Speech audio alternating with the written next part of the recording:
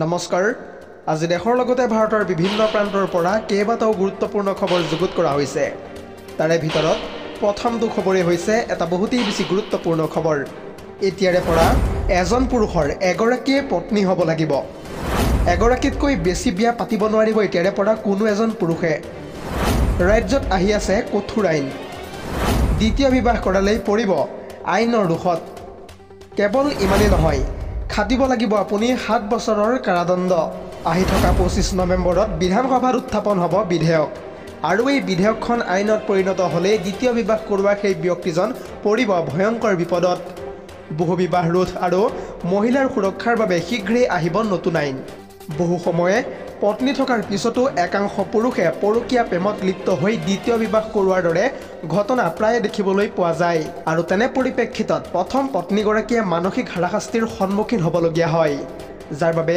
ৰাজ্যৰ মহিলাসকলৰ কথা চিন্তা কৰি এই ক্ষেত্ৰত গুৰুত্বপূৰ্ণ পদক্ষেপ গ্ৰহণ কৰিছে ইতিমধ্যে ৰাজ্য চৰকাৰে আহি থকা 25 নৱেম্বৰত বিধানসভাত উত্থাপন হ'ব এই নতুন বিধেয়ক বিশেষকৈ দ্বিতীয় বিবাহক লৈ কঠোৰ হ'ব এই আইন আৰু সেই বিধেয়কখন আইনত পৰিণত হ'লেই ভয়ংকৰ বিপদত পৰিব দ্বিতীয় বিবাহ কৰোৱা বা দ্বিতীয় বিবাহ কৰিম বুলি ভাবি থকা সেই পুৰুষজন এনেদৰে কিছু সময়ৰ পূৰ্বে বৃহৎ মন্তব্য কৰিছে ৰাজ্যৰ মুখ্যমন্ত্ৰী ডক্টৰ হিমন্ত বিশ্ব শৰ্মাই পৰৱৰ্তী খবৰটো হৈছে আন এটা বহুতেই বেছি গুৰুত্বপূৰ্ণ খবৰ কিছু সময়ৰ পূৰ্বে এছআইআৰক লৈ ডাঙৰ মন্তব্য কৰিছে গুৱাহাটী উচ্চ ন্যায়ালয়ৰ অধিবক্তা তথা আমান আৰুদে এই সন্দৰ্ভত মন্তব্য কৰি কয় যে মাত্ৰ এবাৰ যদি ভাৰতীয় নাগৰিক বুলি প্ৰমাণিত হ'ল তেওঁ আৰু চিন্তা কৰিব কেতিয়াও নালাগে আমি সকলোৰে লগত আছোঁ কোনেও আৰু দ্বিতীয়বাৰ নাগৰিকত্ব প্ৰমাণ কৰাৰ প্ৰয়োজন নাই এই মন্তব্য কৰিছে আমান আৰুদে এবাৰ নাগৰিকত্ব প্ৰমাণ হ'লে বাৰে বাৰে প্ৰয়োজন নাই নাগৰিকত্ব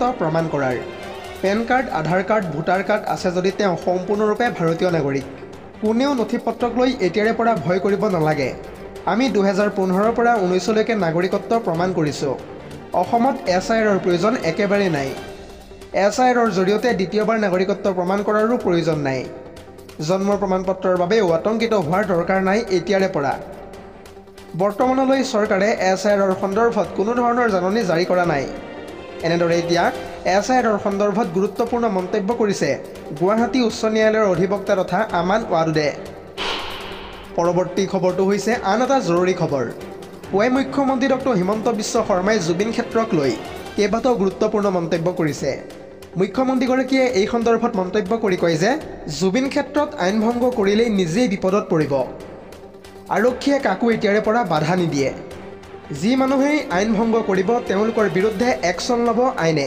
আইন মানিলে ভাল আৰু নামানিলে নিজেই পৰিব বিপদত আইন মানুহৰ কাৰণেই লগতে নিয়মো পালন কৰিব লাগিব মানুহেই ইয়াৰ মানুহৰ দায়িত্ব লগতে জুবিনৰ সমাধিত আমি মিলিটাৰী আৰ্মি লগাব নোৱাৰোঁ মোক একাংশই অনুৰোধ কৰিছিল আৰু সেইকাৰণেই মই এতিয়া এঘণ্টা সময় বঢ়াই দিছোঁ এনেদৰে এতিয়া মুখ্যমন্ত্ৰী ডক্টৰ হিমন্ত বিশ্ব শৰ্মাই জুবিনৰ সমাধি ক্ষেত্ৰক লৈ ডাঙৰ মন্তব্য কৰা পৰিলক্ষিত হৈছে পৰৱৰ্তী খবৰটো হৈছে PM কিষাণ আঁচনিৰ 21 নং কিস্তিৰ ধনক লৈ আহি পৰিছে এই মুহূৰ্তত এটা বিগ ব্ৰেকিং নিউজ কিয়নো এইবাৰ PM কিষাণৰ ধন নাপাব দেশৰ হাজাৰ হাজাৰ কৃষকে জালিয়াতিৰে নাম সন্নিৱিষ্ট কৰা হাজাৰ হাজাৰ ভুৱা কৃষকৰ নাম ইতিমধ্যে কটা গৈছে PM কিষাণৰ 21 নং কিস্তিৰ ধন পাবলৈ সাজু হওক প্ৰকৃত কৃষকসকল দেশৰ প্ৰায় কোটি কোটি কৃষকে আৰু মাত্ৰ এমাহৰ ভিতৰতে লাভ কৰিব PM কিষাণৰ 21 নং কিস্তিৰ ধন ইতিমধ্যে 4খন ৰাজ্যৰ কৃষকে লাভ কৰিছে PM কিষাণৰ 21 নং কিস্তি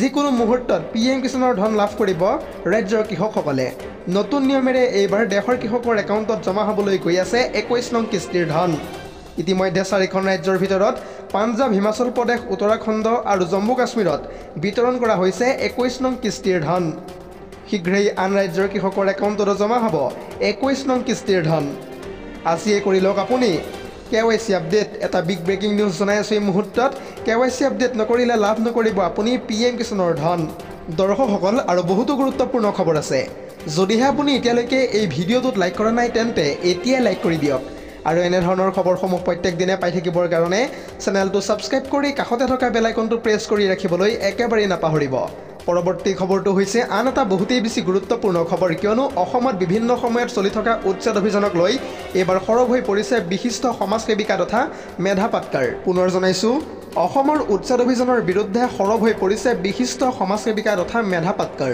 কিছু সময়ৰ পূৰ্বে অসমলৈ আহি শিলখাকুৰ উচ্ছেদিতৰ সৈতে আলোচনাত মিলিত হয় মেধা পাটকাৰ। মেধা পাটকাৰে এই সন্দৰ্ভত কয় যে সকলোৰে সমান অধিকাৰ আছে, কাকো কেতিয়াও গৃহহীন কৰিব নালাগে। বিশেষ সম্প্ৰদায় চাই উচ্ছেদ চলোৱাটো বন্ধ কৰক চৰকাৰে, এয়া মন্তব্য মেধা পাটকাৰৰ। লগতে কয় যে আৰু তাৰ সমান্তৰালকৈ নথি পত্ৰ চাই উচ্ছেদিতক পুনৰ সংস্থাপন দিব লাগে বুলিও দাবী উত্থাপন কৰিছে এতিয়া মেধা পাটকাৰে। ইপিনে জুবিন গাৰ্গৰ ৰহস্যজনক মৃত্যুক লৈও প্ৰতিক্ৰিয়া ব্যক্ত কৰিছে ইতিমধ্যে মেধা পাটকাৰে। মেধা পাটকাৰে জুবিন গাৰ্গৰ সন্দৰ্ভত মন্তব্য কৰি কয় যে জুবিন গাৰ্গৰ দৰে শিল্পীয়ে ন্যায় মুঠতে পাবই লাগিব, CBIৰ দ্বাৰা তদন্ত কৰক, এয়া মন্তব্য মেধা পাটকাৰৰ। পৰৱৰ্তী খবৰটো হৈছে কোকৰাঝাৰ জিলাবাসীৰ বাবে লৈ আহিছোঁ এই মুহূৰ্তত এটা বিগ ব্ৰেকিং নিউজ, কিয়নো কোকৰাঝাৰ জিলাৰ চালাকাটিত আৰক্ষী আৰু মাওবাদীৰ মাজত প্ৰচণ্ড সংঘৰ্ষৰ সৃষ্টি হয়। আৰক্ষীৰ গুলীত নিহত হৈছে এটা দুৰ্ধৰ্ষ মাওবাদী কেডাৰ আপেল মুৰ্মু। জানিব পৰা মতে মাওবাদীৰ বিৰুদ্ধে নাদাংগুৰি পাহাৰত আৰক্ষীয়ে চলাইছিল তীব্ৰ অভিযান, যিহেতু যোৱা দুদিন পূৰ্বে এই মাওবাদীটোৱে কোকৰাঝাৰৰ ৰেল লাইনত ঘটাইছিল IDৰ বিস্ফোৰণ। মুখ্যমন্ত্ৰীৰ নিৰ্দেশৰ পিছতে কোকৰাঝাৰ আৰক্ষীয়ে চলাইছিল মাৰাথন অভিযান। পূৰ্বৰ পৰিকল্পনা অনুসৰিয়ে মাওবাদীয়ে ৰেল লাইনত কৰিছিল বিস্ফোৰণ। বিস্ফোৰণত জড়িত মাওবাদীক চিনাক্ত কৰাৰ কথা কৈছিল সিদিনা মুখ্যমন্ত্ৰী শৰ্মাই। কেৱল ইমানেই নহয়, ঝাৰখণ্ড আৰক্ষীৰো মষ্ট ৱান্টেড আছিল এইগৰাকী নিহত আপেল মুৰ্মু।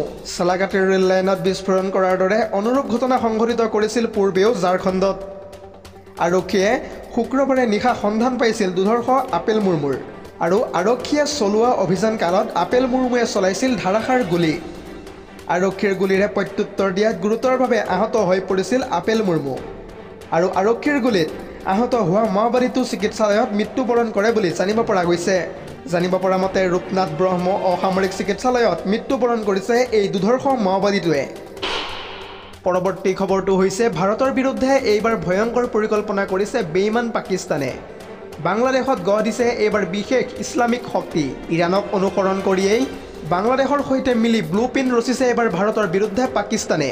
আৰু এই সন্দৰ্ভত সবিশেষ তথ্য জনাম ফুল স্ক্ৰীনৰ জৰিয়তে। বলেৰে নোৱাৰি এইবাৰ চলেৰে কৰিব বিচাৰিছে নীলাজ পাকিস্তানে। ভাৰতৰ বিৰুদ্ধে এইবাৰ বাংলাদেশৰ ভূমিত ব্লু প্ৰিণ্ট ৰচনা কৰিছে পাকিস্তানে। গঢ় দিছে ইৰাণৰ দৰে এক ইছলামিক সংগঠন। এটা বিগ ব্ৰেকিং নিউজ জনাই আছোঁ এই মুহূৰ্তত। ইৰাণৰ দৰে হ'ব বিচাৰিছে এইবাৰ পাকিস্তানে। বাংলাদেশত পাকিস্তানে ৰচনা কৰিছে ভয়ংকৰ ব্লু প্ৰিণ্ট। ইছলামিক বিপ্লৱী সেনা গঢ়ি তুলিছে এইবাৰ বাংলাদেশত। ভাৰতৰ বাবে বিপদজনক হ'ব পাৰে এই ভয়ংকৰ ষড়যন্ত্ৰ। ইৰাণৰ ইছলামিক বিপ্লৱী গাৰ্ড ক্ৰপছৰ ৰূপত পাকিস্তানে গঠন কৰিছে এইবাৰ বিশেষ সেনা জোৱান।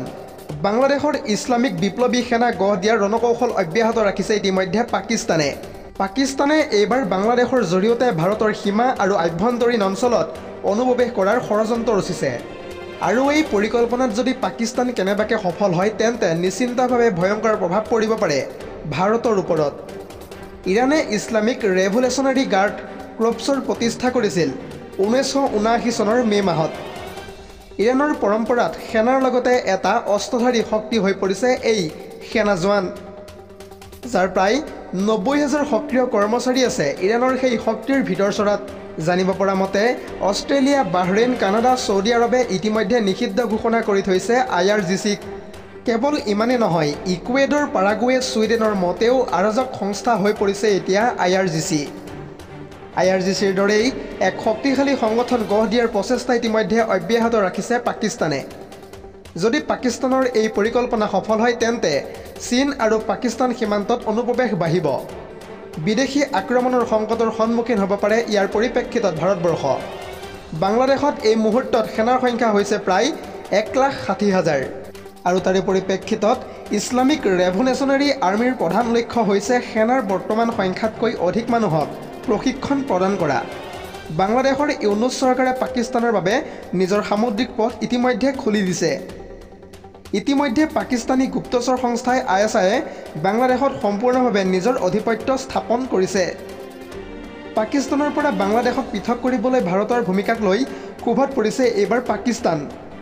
বাংলাদেশত 1971 চনৰ পূৰ্বৰ অৱস্থালৈ ঘূৰাই অনাটো সদায় বিচাৰি আহিছে পাকিস্তানে।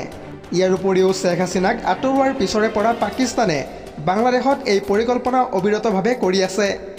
News desk report, ZD news.